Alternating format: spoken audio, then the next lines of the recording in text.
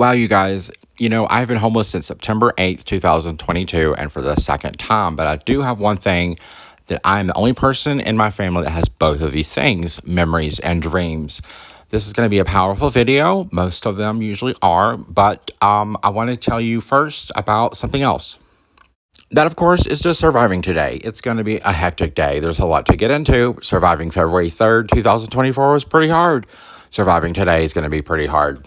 Well, maybe I'll survive. I do have a 16 times higher likelihood of dropping dead at any time, and I've already been homeless for over a year. That happened back in September. Is that I don't know emoji wearing a super cape, or am I just the best? Key message on surviving today, February 5th, 2024. Correction, February 4th, 2024. It's a blur. $400. $400 is pretty much what is kind of like keeping me out of like sober living from what I can gather. It's kind of like the going rate or what they kind of need. And I can't get in there, and I've tried 3 times. But that's what, $200 an hour was what my mother was paying Sarah Stevens, who has become delegate of Mount Airy, America's #1 TV hometown for over 16 years. My mother was paying her $200 an hour to get divorced the first time. And it took more than 2 hours to get divorced. It took like a year. And, everything just appreciates. Art appreciates, and the cost of me living goes up. Right now, it's $400 a month, and that's what is like, I don't care about, I don't know what's going to happen today, but I know I'm going to go get cigarettes for the first time in 3 days, and that's the only thing Nathan really can't stand to be without. That's it. That's it. It came from money to go get it. Came from Stevie. And I love him to death. I'm glad it did. Good for him. But, I don't know what's going to happen. I'm probably going to be homeless in the snow without a place at all to go to later today. That part, I'm not really worried about it. I'm worried about just surviving. But if I say I'm a gay man that wants to be on Christian radio in Colorado Springs, it's because I really do. It's because I'm a lot further and a lot more advanced or whatever than you think, a lot stronger than it may look. And I know what I know. And I know that it's $400. It's kind of like, a country song that man lost his life over $4 to $3. Well, it's 2024.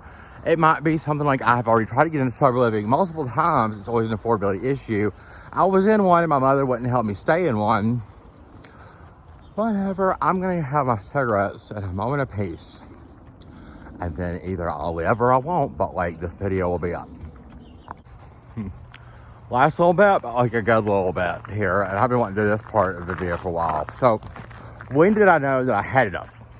When did I know that I had enough to be that #1 New York Times bestseller, this, thought leader on Christian radio, someone who becomes the top 40 under 40 at Bob Jones University, finds a man of my dreams, version 4.0 or maybe 3.0 still work.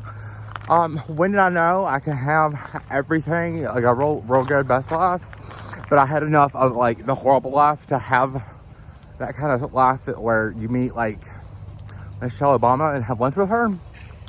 I knew that on September 8th, 2023, when I talked to my brother and he never said the words, "We're praying for you.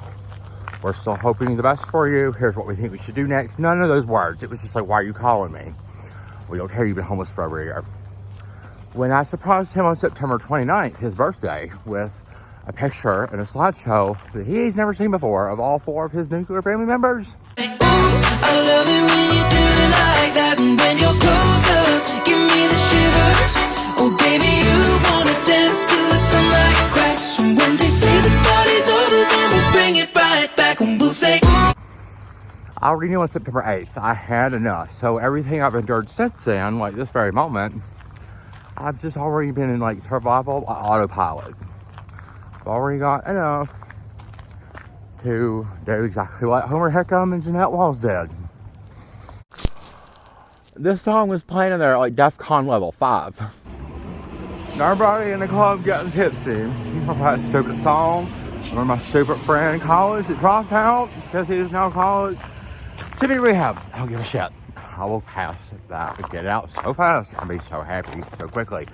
I'm ready. I don't care. Just The one thing I can't live without is this. Nothing else I really need. It's been that way a long time. So, send me to rehab right now. I'll survive it just fine.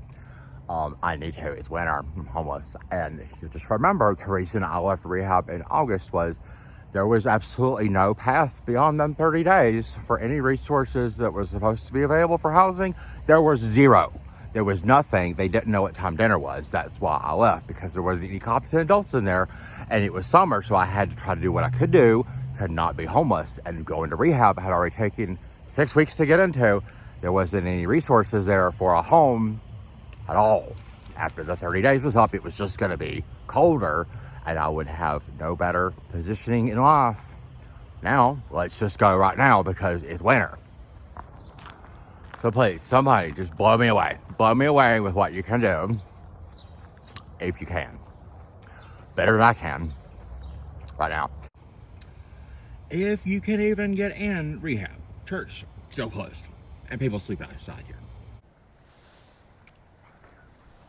Blow me away. Me and Barbara Ehrenreich are going back to Elon University like we ain't never came back before. If you don't know who that is, she wrote Nickel and Dimes on not getting by in America the year before I went to Elon University. It was the freshman required reading. I didn't have to read it. I read it, and I was already working minimum wage then. So please, hopefully a boomer, blow me away. Or I'm just going to go to Vegas and do just fine. And then me and Barbara Ehrenreich will come back to Elon and blow them away like we ain't never came back before. Don't believe me just much. I'm crazy, but I'm free, and I'm smoking my cigarette. Being bad. Somebody really important to me, I love very much. It's also part of the homeless story, because everybody and everything always is when you're homeless. It just gets affected. Being homeless in America hurts America. But someone I love very much said one time, walked into Verizon and said, my goal in life, my dream in life is to switch to Verizon.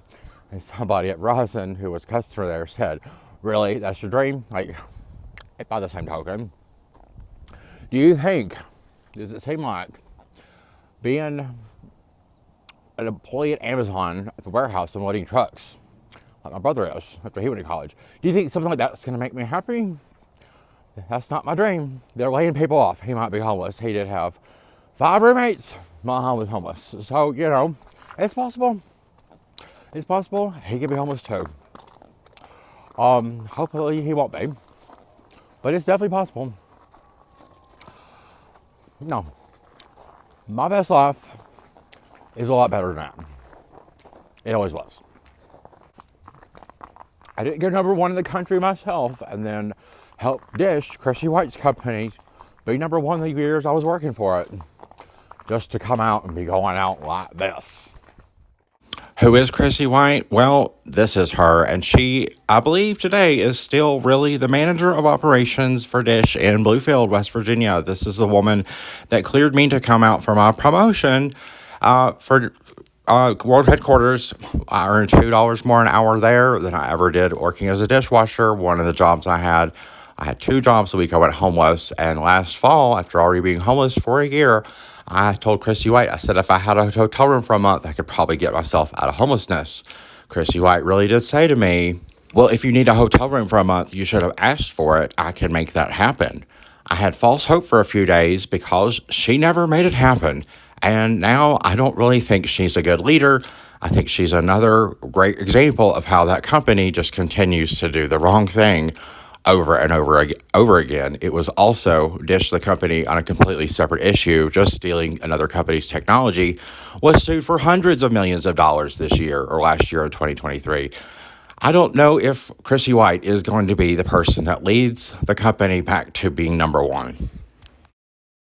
Okay, so congratulations. You have survived me trying to survive this morning. Now let's get into the meat and potatoes of the video, which is, more important than just surviving today. Although it would be great if anybody could actually help me. Like, they've never helped me before, since my mother could help herself to $200 an hour with a divorce attorney. Let's just get into it. Memories and dreams, they're so important, and I'm the only person in my nuclear family that has both of these things today. It is so important that I still have both of these things and live tomorrow and all the rest of the days I need to live, which is a long time. When I started living at this house on Cherry Street in Mount Airy, North Carolina, home of the Andy Griffith Show, America's #1 TV hometown. And I love this house. I would love to live there again. It's really kind of a dream home for me. It has an oil furnace. We don't have oil furnaces in Colorado or on the western side of the country. This one has one. It's a great place to live. Someone who lived there immediately before I did is also named Nathan Fry. Nathan Fry went to Afghanistan and served in the U.S. military. I would like to thank Nathan Fry for his service. I will be emailing Nathan Fry directly and sending him this video. Maybe Nathan Fry, you can help if your parents can't. I understand they're boomers. I know it's hard surviving them. Maybe you can help. Now, it's cold today. It was cold on Thanksgiving last year. It was cold the Thanksgiving before that one, which was the day that my family, my mother, my father, and my brother actually all got together in Charlotte, North Carolina, indoors, and we're celebrating Thanksgiving for the first time, all three of them together since 1996, and they didn't even call. This is a picture of me and my dad, Tom Acosta, the one who made me homeless in 2016. But before he did that, he needed my help. How incredibly usual of him. But we needed help. He needed my help to get this mural done in Mount Airy on Pine Street, and it's already been painted over because I guess Mount Airy just kind of knew it would be the right thing to do.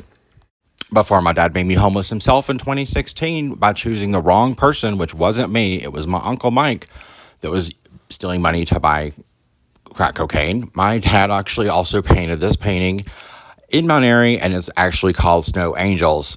How surprising that now I'm homeless again, and he hasn't helped, and it's snowing, and it's cold. After my dad got divorced, he decided it would be best for him to go live farther away from us across 2 state lines in the town of millionaires called Bramwell, West Virginia. He painted downtown. We lived in one of the apartments up there. By we, I mean my dad, the defendant, myself, and my brother, Andrew. If anybody doesn't believe me and Andrew survived Bramwell, West Virginia, the town of millionaires, around the turn of the millennium, we sure did. Here's a picture of us surviving Bramwell. Later on, one thing that did not survive was my dad's plans to finish painting a mural dedicated to Vietnam veterans. He just simply never completed it, but I'm pretty sure was absolutely paid for it. This work was commissioned by the late, great Mayor Andy Pendleton of Raynell, West Virginia. If anybody would like to see this work completed as much as I would, why don't we get in touch? Because I definitely think that the town of Raynell and the Run for the Wall ride definitely needs to have this mural completed. Because one thing my dad completed, actually many things he completed, were paintings of homes in Bramwell, the town of millionaires. After my father made me homeless, he painted paintings of people's own homes, and I've got every single picture of all of them. Here's one of the paintings he did complete, but not completing the mural for Vietnam veterans. Next, let's switch gears and talk about another memory. My memory of being at Elon University after already surviving being homeless before in 2016, having been homeless for only 3 weeks in September of 2022, and going to the Student Health Center at Elon University, about 1,300 miles from where I originally became homeless, and knowing and trying to usurp my crazy family that going to Elon University might be a way to just not be homeless for like 515 days like I have been tempted today. But Elon University had different plans. They actually kicked me out of the campus and sent me back to the train station. Knowing I was homeless, destitute, and in need of first aid, they didn't care. Their reason was my father went to January 6th, so for that reason alone, I was going to have to leave Elon. Doesn't in there, if that doesn't seem stupid enough, here's an eNet article about 4 homeless people sharing stories with an Elon audience. One of the people, at least one of them, was a student who was homeless at Elon University. You would think this would be crazy, but it just gets worse. Here's a picture of Professor Zito, who recently took her students to the homeless shelter, and there was a whole article about that experience. So last fall, I contacted her, and I was like, I can't believe that you did this, and I was homeless and at Elon and kicked out. Maybe you could help, and she never did. Here's the big boomer in charge who has kind of presided over all of this and who should also remember Barbara Ehrenreich way back in 2004 because she was working there then. This is Dr. Connie Book, the president of Elon University, who I've also reached out to, who also has done nothing, and I guess we'll just have to learn from the best. Oops, I almost forgot, but good thing I didn't. Maybe I'm the best. Did you go to college and did your family come to graduation? Did they make it a very important point to make sure that they were on time? Well, my mother decided to be late to college graduation on purpose. That's just the kind of mother she was in 2009, and she never got any better. Now, my father puts himself always in the best conditions of what he wants most of the time. Here's a picture of the 6,000 square foot house that I was made homeless from in 2016 and already knew when I became homeless at the Atlanta Greyhound Station. So I just went to Elon University as fast as I could. Well, this is the house that I was trying to not even go to because I figured there would be problems. If I ever got back to the house where I was made homeless while trying to escape homelessness, going from Denver, Colorado back to the poorest place in the United States of America did not seem like a win-win for me, and boy, there were problems. Here's a picture of my dad. He's extremely creepy. One of the problems was, I won't even get into it. I would just say, I wouldn't trust my father around your child. The other problem that I want to talk about concerning the house, the memory I have is in February 2023. I've been homeless for so long. Last year in February, I was taking showers at my father's house outside on the porch with jugs of water because my father could not have water running in his 6,000 square foot home when he left me there and just went back to another one of his homes. Here's pictures of the bathroom, and here's pictures of me actually emptying or gathering water to empty the toilets with dirty creekside water. It's just a regular thing in McDowell County, West Virginia. Switching gears a little bit, kind of a memory and a dream all in one is my brother. This is my brother Andrew when he was little, probably in 1994, about the time he turned 4 or 5. This is a memory he probably doesn't remember. This is one of the birthdays that he had when there wasn't probably all 4 of us together. But here is a picture of the house that we lived in. The bigger house, not the one with the oil furnace. This one didn't really have any heat, but it was my father's dream and memory. Here's a picture of my parents when they believed in each other. Here's a picture of my mom when she believed in someone else temporarily married to. Here's a picture of my mother in Egypt. I'm so glad I have this picture. And then here's a picture of my mom with who she's currently married to, I still believe, but neither one of these people knew who Abraham Lincoln was when we were there at the Lincoln Memorial in 2020. She's real stupid. It seems to happen to a lot of boomers, including Senator Joe Manchin, who has had this painting of my Uncle Mike. It's called My Brother Michael. It was completed in less than 24 hours following the Upper Big Branch mine disaster. It's dedicated to them. It's called A State Treasure. This work has been on free loan since 2017 at Senator Manchin's personal office in Washington, D.C. Here's a picture of me and my dad delivering it to his office staff. I believe this painting should never be in the hands of one man. Certainly the most powerful man in West Virginia doesn't get to keep it. This should be a magical tool that unlocks doors for all 4 Acosta sons, the victims' surviving families of the Upper Big Branch mine disaster, and West Virginia at large. This painting needs to go to Wilkesboro, North Carolina, because Senator Manchin is the successor of the longest-running senator in U.S. history, Robert C. Byrd, who was born in Wilkesboro, North Carolina, where I was also homeless. It just makes a lot of sense. This painting needs to be freed from Joe Manchin. Joe Manchin has also never called me back.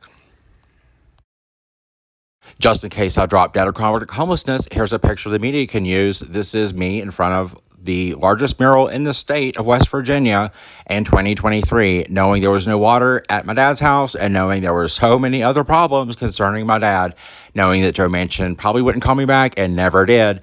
This is something that Mayor Harold McBride or County Commissioner Cecil Patterson, other stupid boomers to me, should totally prove me wrong by saying we're going to do something about this, but we're still waiting on McDowell County to do something for itself.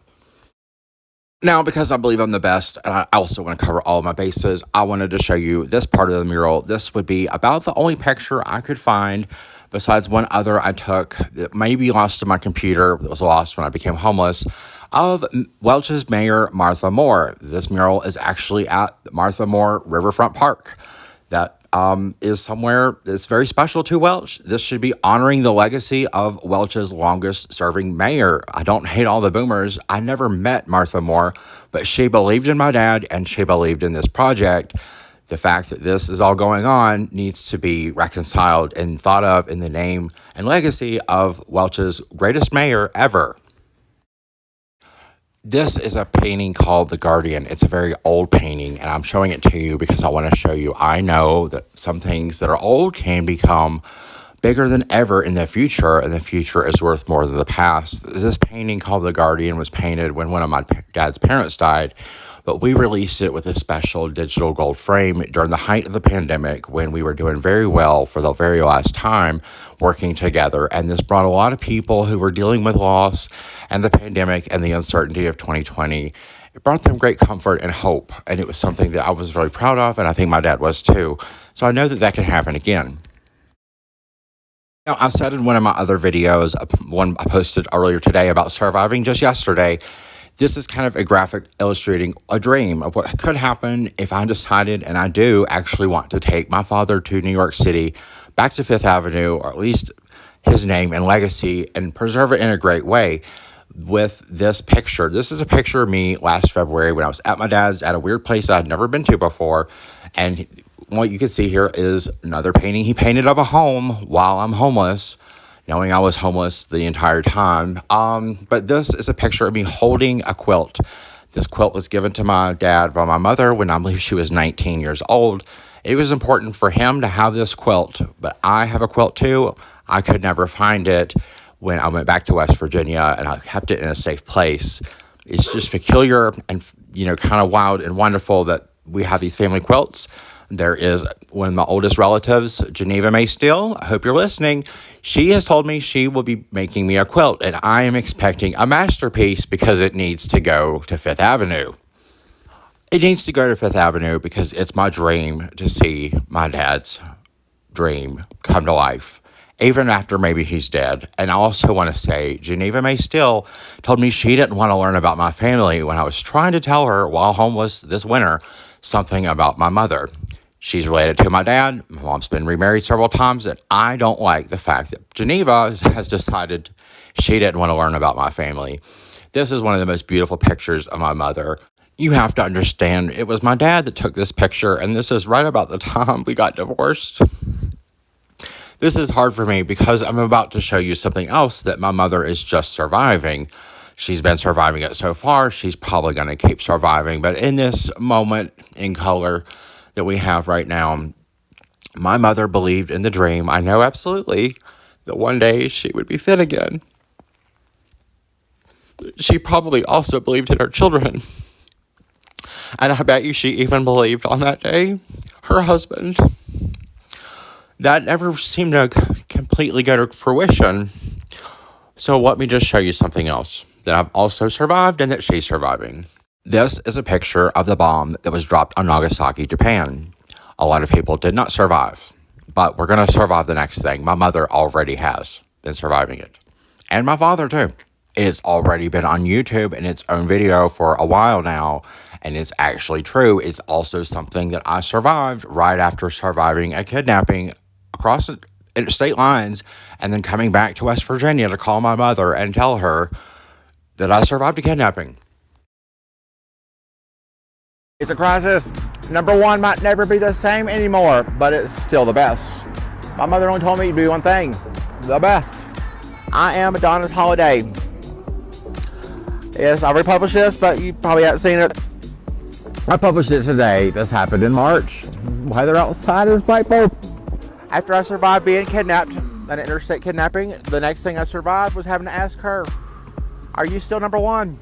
Meaning, did my father have sex with anybody else before you? Is there any chance there's anyone else? I mean, the moment that happens and your mom can't take it seriously, everything good gets sucked out and put right into you. Now, all the holiday, all the joy happens now at my house. But guess what? Still don't have one. It's been over a year. Trust me, I have a belief in myself like no one else does. And I know that. I'm going to end this video. The next slide will be a plug for donations. I really do need some help. I could die. I've got to actually leave now and go where I'm going to go survive at the museum just to stay warm and figure it all out from there. This crazy present world in front of me is really pesky. I want me and Uncle Mike to keep going #1, and I want us to surpass the most watched video I currently have on my YouTube channel called I Didn't Come to West Virginia Like Car and Driver Magazine. I cannot take it down, and I really need to ask you, if you can't donate, please subscribe to the channel. Forward this video to someone else. Sharing is caring. I really need subscribers so I can keep being successful. It is imperative at this point that I just keep making YouTube videos. And I really just did this originally to document what happened. And there's a 7-year-old boy that wanted to be a YouTuber. And I already went #1 in the country for YouTube professionally, working for a completely different cause. So I have to just keep going. If you can help in any way, subscribing is free. It would be a big help. The next slide is the slide for donations. Thank you. Always believe in the beauty of your dreams. Oh yeah, almost forgot. I do have a giant hole in my phone. It's going to take a while to just get this online after already editing it and making it just this morning. On January 24th, I had already walked 73.6 miles in January alone. I'm still uploading some of the documentary, but it's called Forever Westward. It's on the channel. There's a playlist. Please check it out. And here's the slide for donations.